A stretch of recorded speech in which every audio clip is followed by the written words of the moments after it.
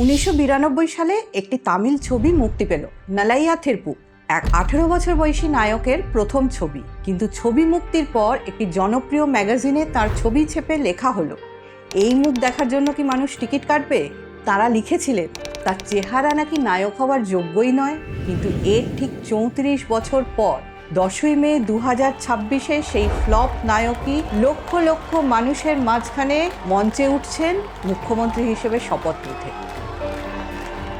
அரசியலுக்கு வந்த உங்க விஜய, இந்த விஜய, நீ வா விஜய், நாங்களா இருக்கோம், பாத்துக்கிறோம். விஜய் தம்பி நீ வா, நாங்க இருக்கோம். விஜய் தம்பி நீ வா, நாங்க இருக்கோம். அண்ணா நீ வாடா, நாங்களா இருக்கோம். நண்பா, আজ সেই ফ্লপ হিরোর কাঁধেই তামিলনাড়ুর 7.5 কোটি মানুষের ভাগ্য। এই নায়কের নাম নতুন করে বলার কিছুই নেই, আমরা সবাই জানি তার নাম জোসেফ বিজয় চন্দ্রশেখর। তবে মানুষের কাছে তিনি বেশি পরিচিত থলপতি বিজয় হিসেবে।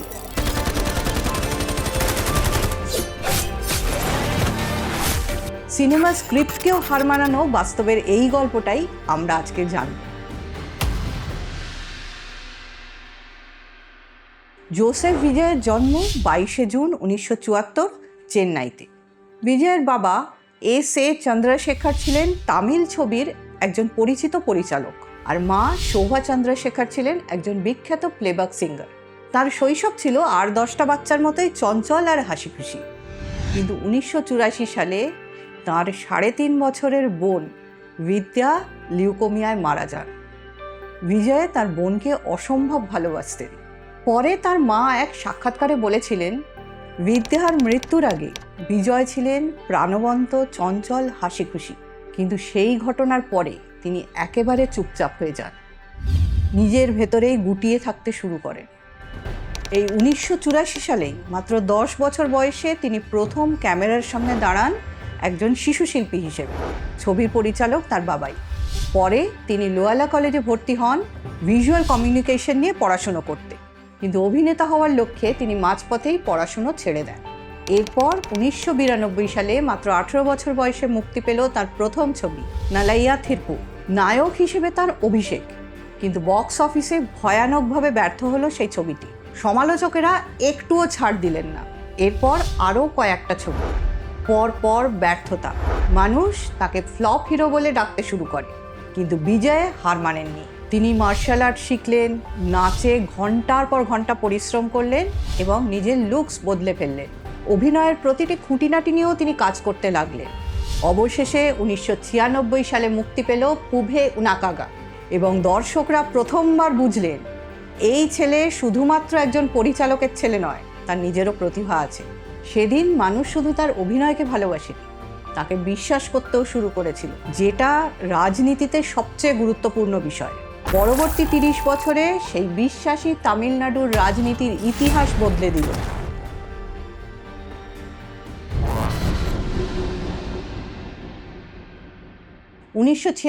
সালে পুভে উনাকাগা মুক্তি পাওয়ার পর তামিলনাড়ুর ঘরে ঘরে বিজয়ের নাম পৌঁছে গেল, কারণ তিনি ছিলেন সাধারণ মানুষের নায়ক, যে অন্যায়ের বিরুদ্ধে লড়ে। 2004 সালে মুক্তি পাওয়া ঘিল্লি ছবির পর থেকেই দর্শক তাকে দেখতে শুরু করেন একজন মাস হিরো হিসেবে, যে অন্যায় দেখলে চুপ করে থাকে না, শেষ পর্যন্ত লড়াই করে। ঘিল্লি প্রথম তামিল ছবি হিসেবে 50 কোটি টাকারও বেশি ব্যবসা করে ইতিহাস গড়ে। 2000 সালের শুরুতে বিজয়ের ছবি ছিল মূলত অ্যাকশনধর্মী এবং বিনোদনমূলক, কিন্তু 2010-এর পর থেকে ধীরে ধীরে একটা পরিবর্তন দেখা গেল। আগে তিনি লড়তেন একজন ভিলেনের বিরুদ্ধে, এরপর থেকে তিনি লড়তে শুরু করলেন দুর্নীতির বিরুদ্ধে, ক্ষমতার অপব্যবহারের বিরুদ্ধে, একটা সিস্টেমের বিরুদ্ধে। 2014 সাল মুক্তি পেল কাথি। বাইরে থেকে এটা ছিল একটা অ্যাকশন ফিল্ম, কিন্তু ভেতরে ভেতরে এটা ছিল কৃষকদের গল্প, তাদের জমি কেড়ে নেওয়ার গল্প, কর্পোরেট শক্তির বিরুদ্ধে সাধারণ মানুষের লড়াইয়ের গল্প। সিনেমা শেষ হওয়ার পর মানুষ শুধু অ্যাকশন দৃশ্য নিয়ে আলোচনা করেনি, অনেকেই ভাবতে শুরু করেছিল যে কৃষকরা আমাদের খাবার জোগায়, তাদের জীবনটা কি আদৌ নিরাপদ? তারপর এলো মার্শাল। এই একটা সিনেমাই হয়তো বিজয়ের রাজনৈতিক যাত্রার সবচেয়ে বড় বাঁক। একটি সংলাপে তিনি প্রশ্ন তুললেন, ভারতের স্বাস্থ্য ব্যবস্থা এত ব্যয়বহুল কেন? জিএসটির বোঝা সাধারণ মানুষের ওপর কেন? সিঙ্গাপুর যদি কম কর নিয়েও এত ভালো স্বাস্থ্য পরিষেবা দিতে পারে, তাহলে ভারত কেন পারবে না? এই কয়েকটি সংলাপই ঝড় তুলেছিল। তারপর এলো সরকার। এই ছবির কেন্দ্রে ছিল নির্বাচন, ভোট, দুর্নীতি এবং তথাকথিত ফ্রিবি পলিটিক্স। ছবিতে বিজয় বলেছিলেন, ভোট শুধু একটা অধিকার নয়, এটা একটা দায়িত্ব। সেই সময় অনেকেই প্রশ্ন তুলেছিলেন, বিজয় কি আসলে নিজের রাজনৈতিক আদর্শ সিনেমার মাধ্যমে মানুষের কাছে পৌঁছে দিচ্ছেন? উত্তরটা তখনও কারোর জানা ছিল না। এরপর এলো বিগিল। এবার বিষয় নারী ক্ষমতায়ন, মেয়েদের স্বপ্ন, সমাজের বাধা। আবারও দেখা গেল নায়ক বিজয় শুধু নিজের জন্য লড়ছে না, সে অন্যদেরকেও এগিয়ে নিয়ে যেতে চাইছে। একজন নেতার কাছ থেকে মানুষ ঠিক এটাই আশা করে। হয়তো এই কারণেই পর্দার চরিত্র আর মানুষ বিজয়ের মধ্যে দূরত্ব কমতে শুরু করলো। ঠিক এই একই সময়ে আরও একটা ঘটনা ঘটছিল। প্রতিটি সিনেমা মুক্তি পাওয়ার সঙ্গে সঙ্গে বিজয়ের হাজার হাজার ফ্যান ক্লাব তৈরি হচ্ছিল। প্রথম তারা পোস্টার লাগাত, তারপর তারা সমাজ সেবা শুরু করল। ভেতরে ভেতরে তখন থেকেই একটা নেটওয়ার্ক তৈরি হতে লাগলো, একটা সংগঠন গড়ে উঠল। ভারতের প্রায় সব রাজনৈতিক দলেরই একটা বড় সমস্যা থাকে, তারা ভোটের কয়েক মাস আগেই মানুষের কাছে পৌঁছতে শুরু করে। তারা বড় বড় সভা করে, প্রচার চালায়, আর তারপর ভোট শেষ হওয়ার সাথে সাথে নেতাদের আর দেখা পাওয়া যায় না। কিন্তু বিজয় ঠিক এর উল্টোটা করেছিলেন। তিনি শুরু করেছিলেন মানুষকে দিয়ে। 2009 সালে বিজয় একটি ফ্যান ক্লাব প্রতিষ্ঠা করলেন, বিজয় মাক্কাল ইয়াক্কাম। প্রথম দিকে তাদের কাজ ছিল সিনেমার পোস্টারিং করা, কিন্তু কিছুদিনের মধ্যেই বিজয় এই সংস্কৃতিটা পুরোটা বদলে দিলেন। তিনি তার ভক্তদের বললেন, মানুষের জন্য কাজ করো। আর সেখান থেকেই শুরু হলো রাজ্যের বিভিন্ন জেলায় সমাজসেবামূলক কাজ। এর ফলে অজান্তেই তৈরি হচ্ছিল মানুষের সঙ্গে তাদের এক অদৃশ্য সম্পর্ক। যখন কোনো রাজনৈতিক নেতা মানুষকে সাহায্য করেন, অনেকেই ভাবেন ভোটের জন্য করছেন, কিন্তু যখন একজন অভিনেতার ফ্যান ক্লাব সেই একই কাজ করে, মানুষ তখন সেটাকে ভালোবাসা মনে করে। আর এই পার্থক্যটাই ছিল বিজয়ের সবথেকে বড় শক্তি। আস্তে আস্তে তার এই ফ্যান ক্লাবের সংখ্যা দাঁড়ালো প্রায় 85,000-এরও বেশি। আর এর মধ্যেই তার সিনেমাগুলো আরও বেশি রাজনৈতিক হয়ে উঠতে লাগলো। বিজয় কখনো সরাসরি বলেননি আমাকে ভোট দিন, তিনি কখনো রাজনৈতিক মঞ্চে দাঁড়িয়ে বক্তৃতাও দেননি, কিন্তু তবুও তার সিনেমাগুলো ধীরে ধীরে মানুষের মনে একটা ধারণা তৈরি করছিল। যদি কোনোদিন এই মানুষটা রাজনীতিতে আসেন, তবে হয়তো তিনি পর্দার নায়কদের মতোই অন্যায়ের বিরুদ্ধে লড়াই করবেন। এটাই ছিল তার সবথেকে বড় রাজনৈতিক সম্পদ। কিন্তু রাজনীতির রাস্তা কখনো সোজা হয় না। একদিকে যত জনপ্রিয়তা বাড়ছিল, অন্যদিকে ততটাই চাপ বাড়ছিল। 2020 সালে আয়কর দপ্তর বিজয়ের বাড়িতে তল্লাশি চালায়। তাকে দীর্ঘ সময় ধরে জিজ্ঞাসাবাদ করা হয়। তার সমর্থকেরা মনে করেন বিজয়কে রাজনৈতিকভাবে চাপে রাখার জন্যেই এটা করা হয়েছে, কিন্তু তবুও এই ঘটনা তার জনপ্রিয়তা কমাতে পারেনি। এর মধ্যেই ঘটল আর একটা ঘটনা। 2020 সালের দিকে সংবাদ মাধ্যমে একটা খবর ছড়িয়ে পড়ল, বিজয়ের বাবা S.A. চন্দ্রশেখর একটা রাজনৈতিক সংগঠনের কথা ঘোষণা করেন, আর সেই সংগঠনের নামের সঙ্গে বিজয়ের নামটা ব্যবহার করা হয়। এই খবর প্রকাশ পেতেই তামিলনাড়ু জুড়ে জল্পনা শুরু হয়ে যায়। কিন্তু কয়েক ঘন্টার মধ্যেই বিজয় একটি আনুষ্ঠানিক বিবৃতি প্রকাশ করে সরাসরি জানিয়ে দেন এই সংগঠনের সঙ্গে তার কোনো সম্পর্ক নেই। তিনি কাউকে তার নাম ব্যবহার করার অনুমতি দেননি। এমনকি তিনি নিজের ভক্তদেরও অনুরোধ করেন এই সংগঠনে যোগ না দেওয়ার জন্য। আর এরপর ঘটল আরও একটা আশ্চর্যজনক ঘটনা। বিজয় আদালতের দ্বারস্থ হলেন নিজের নাম এবং পরিচয় ব্যবহার বন্ধ করার জন্য আইনি পদক্ষেপ নিতে। এটা ছিল একটা স্পষ্ট বার্তা, আমার রাজনৈতিক পথ আমি নিজেই ঠিক করব। এই ঘটনার পর তিনি সংবাদ মাধ্যমে খুব কম কথা বলতেন, কোনো রকম রাজনৈতিক বিতর্কেও জড়াতেন না। এদিকে তার ফ্যান ক্লাব আরও বড় হচ্ছে, সমাজসেবার কাজ আরও বাড়ছে, জেলায় জেলায় তৈরি হচ্ছে নতুন সংগঠন। তারপর এলো 2021 সালে স্থানীয় নির্বাচন। বিজয় তখনও কোনো রাজনৈতিক দল গড়েননি, নিজেও ভোটে লড়েননি, তবুও তার সংগঠনের সমর্থিত প্রার্থীরা নির্বাচনে অংশ নিলেন। 169 জন প্রার্থীর মধ্যে 115 জন জয়ী হলেন। আর এই প্রথমবার সবাই বুঝতে পারলেন বিজয়ের জনপ্রিয়তা শুধুমাত্র সিনেমা হলেই সীমাবদ্ধ নেই, সেটা ভোট বাক্সেও ছড়িয়ে পড়েছে। অবশেষে এলো 2রা ফেব্রুয়ারি 2024, আর সেই দিনের একটা ঘোষণায় শুরু হলো তামিলনাড়ুর রাজনৈতিক ইতিহাসের এক নতুন অধ্যায়। I'm a Euro step in traffic and my flick is automatic and I'm picking shit like Madden. Why would you play with me? And what's up, yeah, what's happening? And then why they keep on 2রা ফেব্রুয়ারি 2024 বিজয় ঘোষণা করলেন তিনি একটি নতুন রাজনৈতিক দল গঠন করছেন, তামিলাগা ভেত্তেরি কাজাগাম, সংক্ষেপে TVK। তামিলাগা অর্থাৎ তামিল ভূমি, ভেত্তেরি অর্থাৎ বিজয় বা জয়, কাজাগাম অর্থাৎ সংগঠন। আর এই নামের মধ্যেই লুকিয়ে ছিল বিজয়ের রাজনৈতিক দর্শন। এই ঘোষণার পর বিজয় আরও একটি বড় সিদ্ধান্তের কথা জানালেন। তিনি বললেন চলচ্চিত্রে তাঁর যাত্রা প্রায় শেষ, হাতে থাকা কয়েকটা ছবির কাজ শেষ করে তিনি পূর্ণ সময়ের জন্য রাজনীতিতেই চলে আসবেন। এই ঘোষণার পর দেশের সমস্ত বড় সংবাদ মাধ্যমে একটাই খবর, থালাপতি বিজয় রাজনীতিতে। তবে বিজয় শুধুমাত্র দল গঠন করেই থেমে থাকেন, তিনি দলের মূল আদর্শ সম্পর্কেও লোককে জানান। সামাজিক ন্যায়, দুর্নীতির বিরুদ্ধে অবস্থান, স্বচ্ছ প্রশাসন, সমতা এবং সংবিধানের মূল্যবোধ। এর থেকে তিনি বোঝাতে চাইলেন তার দল কোনো রাজনৈতিক মতাদর্শের কপি নয়, তাদের নিজস্ব একটা স্বতন্ত্র পথ রয়েছে। TVK গঠনের পর তামিলনাড়ুতে তাদের প্রত্যেকটা সভায় মানুষের ঢল নামতে শুরু করল। যেখানেই বিজয় যান সেখানেই হাজার হাজার মানুষ যায়। 2025 সালে কারুরে TVKর একটি বড় জনসভা। সকাল থেকেই বিভিন্ন জেলা থেকে মানুষ আসতে শুরু করে, মানুষে মানুষে পুরো এলাকা ভরে যায়। একসময় এই ভিড়ের চাপ অস্বাভাবিকভাবে বেড়ে যায়, চারদিকে বিশৃঙ্খলা তৈরি হয়।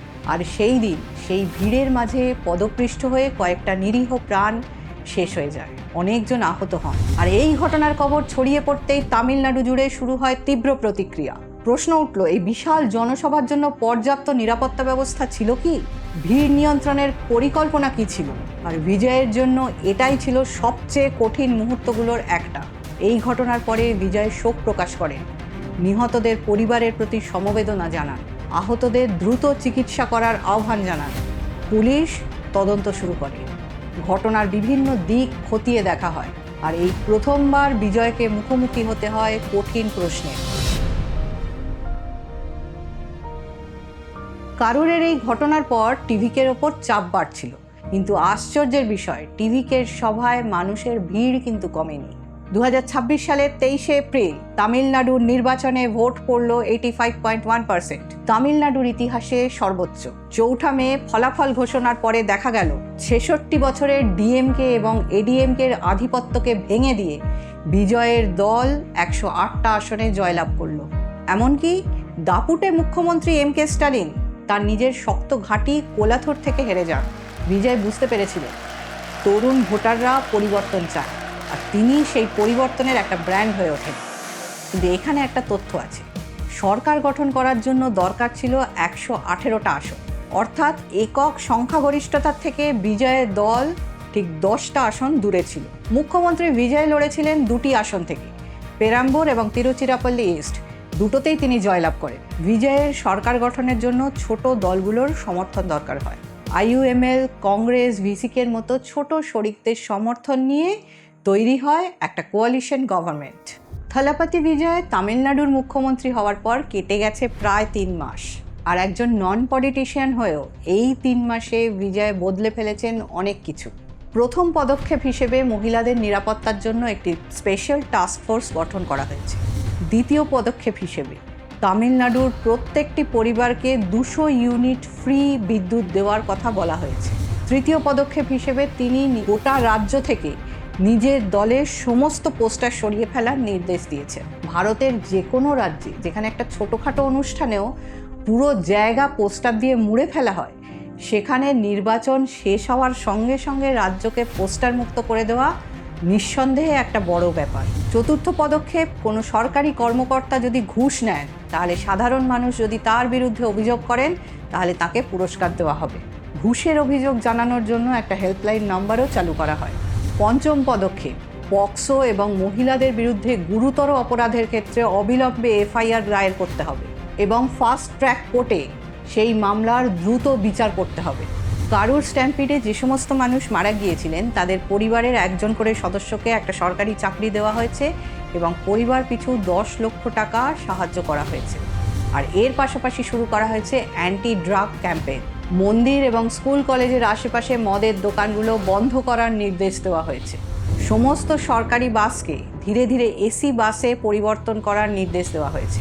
বিজয়ের সমস্ত আইপিএস এবং আইএএস অফিসারদের ডেকে একটি বৈঠকে কোনো অপরাধীকেই যেন ছাড় দেওয়া না হয় সেই ব্যাপারে কঠোর নির্দেশ দিয়েছে। একটি হোয়াইট পেপার প্রকাশ করে রাজ্যের অর্থনৈতিক অবস্থা সম্পর্কে সমস্ত তথ্য জনগণের সামনে তুলে ধরা হয়েছে। এ তো গেল মুখ্যমন্ত্রী হিসেবে এই পর্যন্ত তার কাজের খতিয়ান। ইতিমধ্যে 23শে জুলাই 2026 মুক্তি পেয়েছে এখনও পর্যন্ত বিজয়ের অভিনীত তার শেষ ছবি জননায়গম, এবং এই ছবি তার রাজনৈতিক যাত্রার আর একটি প্রতীক হয়ে থাকবে। জননায়গন কথার অর্থ জনতার নেতা, আর এই ছবিটি যেন তার সিনেমা থেকে রাজনীতিতে যাত্রার একটা প্রতীকী সেতুবন্ধন। ছবির কেন্দ্রে রয়েছে গণতন্ত্র, মানুষের অধিকার, ঐক্য এবং সুশাসনের মতো বিষয়। পরিচালক এই ছবিকে এমনভাবেই বানিয়েছেন যেন এই বাণিজ্যিক ছবির মাধ্যমে এই সমস্ত সামাজিক এবং রাজনৈতিক বার্তা সাধারণ মানুষের ভেতর পৌঁছে যায়। অনেক রাজনৈতিক বিশ্লেষকের মতে জননায়গন বিজয়ের রাজনৈতিক আদর্শের একটি সিনেম্যাটিক ঘোষণা। এখানে একটা মজার বিষয় আছে, তার প্রথম ছবি ছিল একজন অভিনেতার স্বপ্নের শুরু, আর তার শেষ ছবি হয়ে উঠল একজন রাজনৈতিক নেতার দর্শনের প্রকাশ। সিনেমার পর্দায় তিনি শেষবারের মতো অভিনয় করলেন জনতার নেতা হিসেবে, আর বাস্তব জীবনে সেই পরিচয়কে সত্যি করে তোলার দায়িত্ব এখন কোনো চিত্রনাট্যের নয়, সেটা ইতিহাসে। আপাতত এটুকুই, বাকি ঘটনা আগামী কয়েক বছরে জানা যাবে তিনি কি একদিন সত্যি এমজিআরের মতন সফল প্রশাসক হয়ে উঠতে পারবেন, নাকি ইতিহাস তাকে মনে রাখবে একজন জনপ্রিয় নায়ক হিসেবে যিনি একদিন মুখ্যমন্ত্রী হয়েছিলেন। ভিডিও ভালো লাগলে এটাকে লাইক, শেয়ার এবং কমেন্ট করবেন। আর যদি এরকম ঘটনা আপনার ভালো লাগে তাহলে থ্রিলার বাংলা চ্যানেলকে সাবস্ক্রাইব করে আমাদের সঙ্গে থাকুন। ধন্যবাদ।